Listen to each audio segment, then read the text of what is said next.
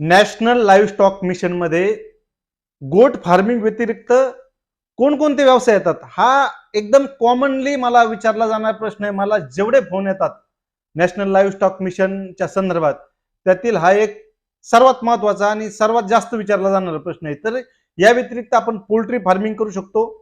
50 लाखाचा प्रोजेक्ट आहे, 25% 25 लाख रुपये सबसिडी आहे. आपण पीक फार्मिंग करू शकतो. 60 लाख रुपयाचा प्रोजेक्ट आहे, 30 लाख रुपये सबसिडी आणि सायलेजचा प्रोजेक्ट आहे, जो आपण जनरल भाषेमध्ये मुरघासचा प्रोजेक्ट म्हणतो.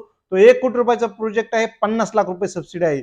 तर मित्रांनो, एनएलएम संदर्भात, नॅशनल लाईव्ह स्टॉक संदर्भात जर अधिक माहिती आपल्याला पाहिजे असेल तर आपण आमच्याशी संपर्क करू शकता. आम्ही तुम्हाला संपूर्ण माहिती देऊ, त्याचा प्रोजेक्ट रिपोर्ट बनवून देऊ, आपण अप्लाय कसं करायचं ते सांगू, मार्गदर्शन करू, लोन कसं मिळवायचं ते सांगू, डॉक्युमेंट कोणती लागतात त्याच्या संदर्भात संपूर्ण माहिती देऊ.